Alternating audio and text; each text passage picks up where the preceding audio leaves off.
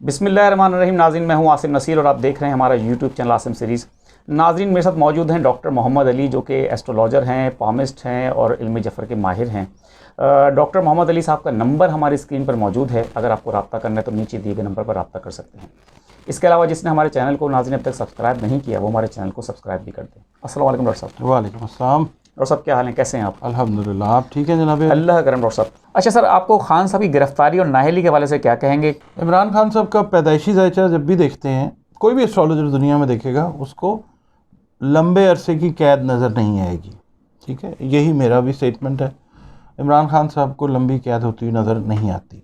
ये जो फेज़ अभी गुजार रहे हैं, या जो पिछले आप समझ लें 7-8 महीने से गुजार रहे हैं, हाउस अरेस्ट की टाइप ही है। बिल्कुल सही कह रहे हैं, बिल्कुल सही। वो अरसा वाकई उनका कैद का अरसा था जो वो निकाल चुके हैं। 21 जुलाई तक वो अरसा ख़त्म हो गया, यानी वो जो कैद वाला टाइम था वो निकल गया। शायद चंद घंटे या चंद दिन से ज़्यादा वो तवील नहीं होगी। नहीं। और नाअहली के हवाले से सर आप क्या समझते हैं? नाअहली की तरफ ज़रूर जाएगी बात।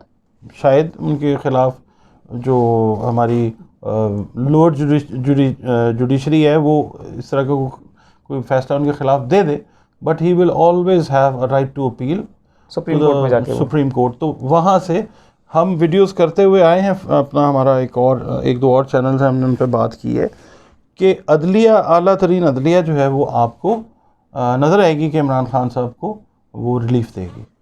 आला अदलिया इमरान खान को रिलीफ देती नज़र आ रही है। जी हाँ सर, इसी से एक लिंक करता हुआ सवाल है, आप उस पर भी थोड़ी रोशनी डाल दें अपने इल्म की रोशनी में, कि उन पे मुश्किलात तो आपने देखा कि वो गुजार रहे हैं, तन्हाई का शिकार हैं, मीडिया पे उनकी बैन है, उनको आने नहीं दिया जा सकता। अभी इश्क के इम्तहान और भी हैं या अब आहिस्ता आहिस्ता मामला बेहतरी की तरफ जा रहे हैं?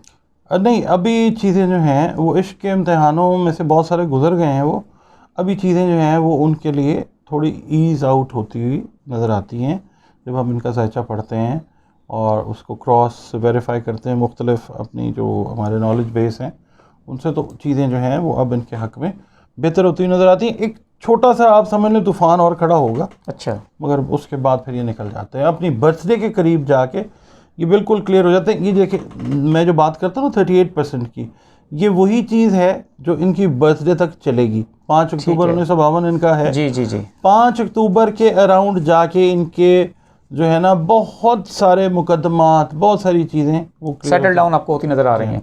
अच्छा सर, कहा यह जा रहा है कि हुकूमत जो है और इदारे जो हैं वो खान साहब के सामने उन्होंने कुछ शराइत भी रख दी हैं कि अगर वो इस पर राज़ी हो जाते हैं तो वो, आपने जैसे कहा कि उनके मामला सेटल डाउन हो जाएंगे। इमरान खान साहब का आपने ज़ायचा भी पढ़ा है, आपको नॉलेज भी है, उनकी शख्सियत में आप कॉम्प्रोमाइज़ देख रहे हैं? क्या वो कॉम्प्रोमाइज़ कर लेंगे या वो अभी तक जैसे अपने बयानी में डटे हैं, वो कह रहे हैं ठीक है पार्टी का जितना नुकसान होना था हो गया, मैं तो आज भी बैठा हूँ इस मुल्क के अंदर, मैं इस मुल्क से नहीं जाऊँगा? तो वो आपको कॉम्प्रोमाइज़ करते नज़र आ रहे हैं कहीं कि वो बयानी में थोड़ी सी नरमी लेकर आ जाएंगे और एक मेन स्ट्रीम सियासत में दोबारा से आ जाएं? इमरान खान साहब पाकिस्तान से बाहर ट्रैवल नहीं करेंगे, ये मैं बड़ा क्लियर कैटेगोरिकली आपको बताता हूँ इंशाल्लाह, जो रीडिंग मेरी आती है। क्योंकि ज़ायचा जब देखते हैं तो बाहर की ट्रैवलिंग जो है इमरान खान साहब की, पाकिस्तान से अपनी बेस से बाहर जाने की, हाँ शॉर्ट ट्रैवल्स तो वो कर रहे हैं, ऐसी कोई चीज़ नज़र नहीं आती। कॉम्प्रोमाइज़ की जहाँ तक बात आती है, इंटरनल मैटर्स के ऊपर शायद कुछ, ज़ाहिर है वो पॉलिटिशियन भी हैं और दुनिया उनको यू टर्न का मास्टर भी कहती है, जो कि बेसिकली मेरा ख्याल है एक गलत खिताब उनको मिला हुआ है। मैं उनकी फेवर में नहीं बात कर रहा, पॉलिटिक्स है ही यू टर्न का दूसरा नाम। बिल्कुल सही है, ठीक है। इमरान खान को वैसे इन्होंने खैर जो भी कर दिया है बदनाम, बहरहाल ये आपको एक तो यहाँ पे रहते हुए नजर आएंगे। हाँ, कॉम्प्रोमाइज़ इस सूरत में आप कह लें, हो सकता है कि कुछ चीज़ें जो पाकिस्तान के हक़ में बेहतर होंगी, क्योंकि इमरान खान साहब का माइंड सेट मून जो है वो ये बताता है कि अब उनका जो जहन है वो इक़्तिदार से ज़्यादा टूवर्ड्स अपनी कंट्री के वो बेहतर चीज़ों के लिए सोचते हैं। क्योंकि ज़ाहिर है इमरान खान साहब को भी पता है ज़िंदगी का एक अरसा है जिसको गुजार के वापस अल्लाह रब्बुल इज़्ज़त के पास जाना है। तो इमरान खान साहब, चूँकि मैं 9वें घर की बात करता हूँ, अब चूँकि रूहानियत के साथ उनका ताल्लुक़ शायद ज़्यादा हो गया है, इस वजह से अब वो इक़्तिदार से ज़्यादा चाहेंगे कि ऐसी चीज़ों पे कॉम्प्रोमाइज़ वो ज़रूर कर लें जिसमें पाकिस्तान की बेहतरी हो सकती है, ज़ातियात के लिए शायद वो कॉम्प्रोमाइज़ ना करें। ठीक है। अच्छा सर, तहरीक इंसाफ के बाज़ रहनुमा हैं जो कि अभी तक कैदोबंद की सोबतें झेल रहे हैं। जी, ये हमने बात की, आपने बताया कि हालात आगे 2-4 महीने में बेहतरी की तरफ जाएंगे, तो आपको लगता है कि निगरान सेटअप में ये रिहाई मुमकिन है, या आप इनकी रिहाई कब तक देख रहे हैं? निगरान सेटअप जो आता है ना, जब भी आता है वो, यानी आप देख लें, आएगा थोड़ा सा शायद आगे पीछे होके आ जाए, मगर उसके अंदर बहुत सारी चीज़ें फेवर में जाती हुई इनके नज़र भी आएंगी। जो लोग बंद हैं, जो लोग कैद हैं, वो लोग आपको रिलीफ लेते हुए भी नज़र आएंगे। बिल्कुल ठीक है। अच्छा सर, निगरान सेटअप के ऊपर भी इख्तलाफात मौजूद हैं, और ये बातें भी हो रही हैं कि हो सकता है ये साल इलेक्शन का साल ना हो, तूल पकड़ जाए। राना तनवीर साहब जो हैं नून लीग के रहनुमा, उन्होंने भी कहा है कि अगर टेक्नोक्रेट कोई सियासतदान आ गया वज़ीर आज़म, तो इस साल इलेक्शन भूल जाएं, फिर ये निगरान सेटअप तवील चलेगा। आपके इल्म की रोशनी में आप क्या समझते हैं कि इस साल इलेक्शन है, या 2024 को आप देख रहे हैं सियासत का साल? आसिम साहब, calculations can always be wrong, क्योंकि ये कोई डिवाइन इल्म तो है नहीं, रूहानी इल्म नहीं है, सेकुलर इल्म है ये। मगर ये है कि जो कैलकुलेशन है वो यही है कि इस साल में इलेक्शंस होंगे, इंशाल्लाह पाकिस्तान बेहतरी की तरफ जाएगा। पाकिस्तान बेहतरी की तरफ जाएगा, बिल्कुल ठीक है। सर, नून लीग के हवाले से बता दें कि अपना नून लीग और पीपल्स पार्टी जो हैं उनमें इख्तलाफात नज़र आना शुरू हो चुके हैं। अब ये दोबारा से वही 90 की दहाई वाली दोबारा से सियासत करेंगे, क्योंकि बयानात तो आ रहे हैं। वज़ीर आज़म शहबाज शरीफ ने एक स्टेटमेंट दिया है कि अगले इंतखाबात नई मरदमशुमारी के तहत होंगे। पीपल्स पार्टी इस पर सख्त गुस्से में है, क्योंकि नई मरदमशुमारी में बहुत सारे तहफ़्फ़ुज़ात हैं लोगों को। तो आपको दोबारा से ये पीडीएम की जमातें फूट पड़ती नज़र आ रही है, और नून लीग पीपल्स पार्टी में क्या देखते हैं आप अगले इलेक्शन में? मैं बीइंग ए पाकिस्तानी, अगर एस्ट्रोलॉजर तो चले मैं हूँ, मैं बीइंग ए पाकिस्तानी अगर इनको सियासी जमातों को देखता हूँ ना, या PMLN है, पीपल्स पार्टी है, या दीगर जमातें हैं, PTI की मैं बात नहीं कर रहा, they are living in paradise that is called nostalgia.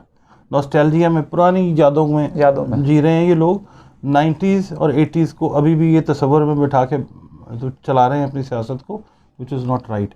क्योंकि इनका, अब हम एस्ट्रोलॉजी के हिसाब से जब बात करते हैं, जो इनके लीडरान हैं, इनका जिस वक्त हम जायचा पढ़ते हैं, इनका मून इमोशंस को जाहिर करता है, मरकरी आपकी थॉट्स को, आपके एक्शन को सिंक्रोनाइज करता है आपके इमोशंस के साथ।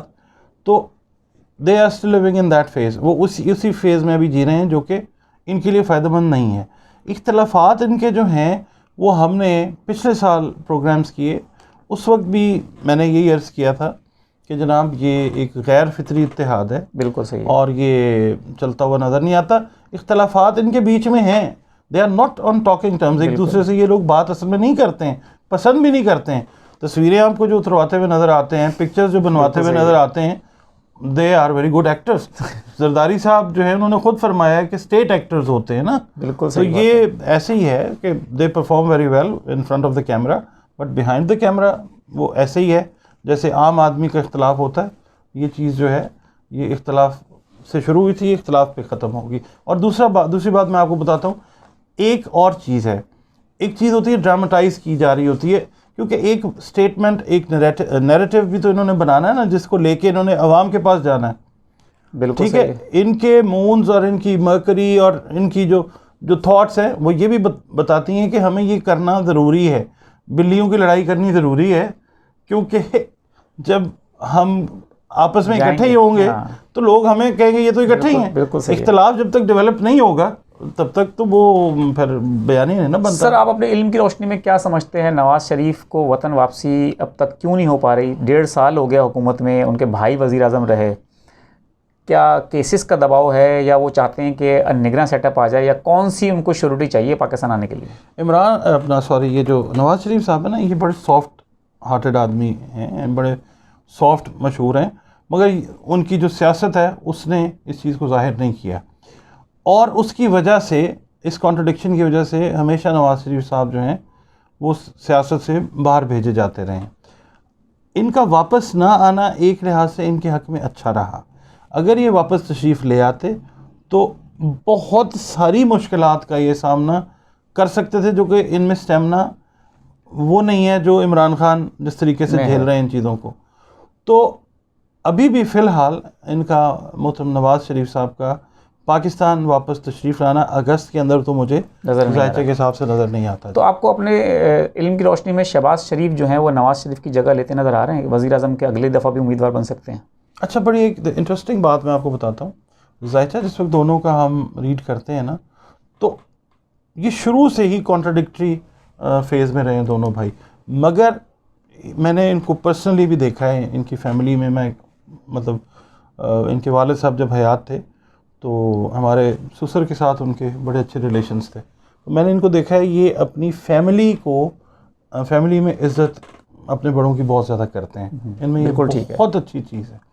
तो मियाँ शहबाज शरीफ साहब के लाख इख्तलाफात हैं अपने बड़े भाई के साथ, मगर कभी आप देखेंगे नहीं कि वो उनके against ज़ाहिर खड़े हों, हों। अगेंस्ट बिल्कुल जाएंगे। ठीक है। तो ये है कि शहबाज शरीफ साहब और नवाज़ शरीफ साहब जो हैं वो अलग-अलग सोच के हामिल हैं। आप ये देखें कि जिस वक्त डेंगू आया था, बिल्कुल शहबाज शरीफ साहब का कोर्स ऑफ एक्शन क्या था, बिल्कुल सही ऐसे है। ऐसे ऐसे बिल्कुल करके वो ठीक काम बात करवा के उन्होंने डेंगू पे कंट्रोल कर है। लिया। फुर्तियाँ बहुत दिखाई। ठीक है, और तारीख में याद रखा जाएगा। बिल्कुल सही बात है। मगर ये है कि दोनों की सियासत बिल्कुल फ़र्क है जी।